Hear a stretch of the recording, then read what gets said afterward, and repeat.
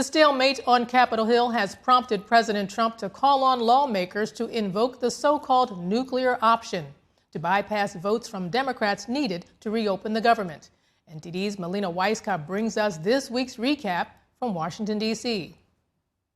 A month-long stalemate on Capitol Hill is on track to cause the longest government shutdown in history.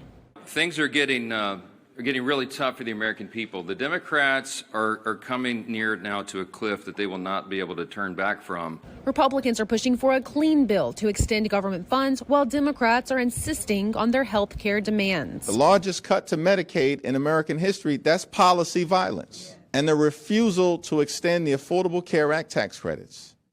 With the shutdown causing flight delays, major airlines are pressing Democrats to reopen the government. And then you strip away their pay and say continue going to your job every day and move 3 million passengers and 45,000 flights. It's completely unacceptable. The frustration level is at an all-time high. The anger is at level 10.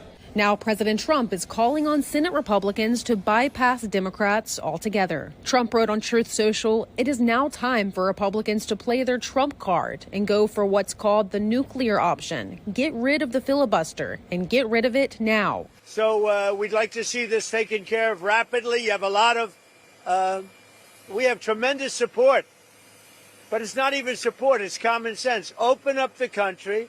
Nixing the filibuster would end a rule that requires 60 votes to pass most legislation, but Republican leaders appear opposed. Funding for SNAP benefits, known as food stamps, were set to run dry today. A federal judge has ordered the government to use emergency funds to keep benefits afloat during the shutdown. This is Congress's fault. So when it comes to SNAP, the only solution here is we need to appropriate the money. The judge's order comes after Republican leaders refused to vote on a standalone bill to fund benefits during the shutdown. It has Republican and Democratic support. It's a bill I'd happily support and vote for. And as soon as Thune would let Hawley put it on the House floor, it will pass. Plain and simple. Republicans, though, insist their funding bill already replenishes these funds. And we've tried to do that 13 times. And you voted no 13 times. This isn't a political game.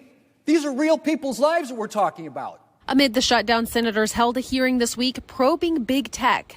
Senators grilled executives from Google and Meta on why they censored posts about COVID-19 and election fraud. If anyone argues there's fraud, if anyone lays out claims, if anyone lays out evidence, the omnipotent Google in the sky will say, no, you stupid citizens, you don't get to hear this. We did feel pressure from the Biden administration to censor content related to COVID-19. The Biden administration did press us to take action with regard to certain COVID-19 information that they thought should be taken down. Senator Ted Cruz plans to push legislation that will allow individuals to sue the government for censorship. Reporting from Washington, D.C., Melina Weisskopf, NTD News.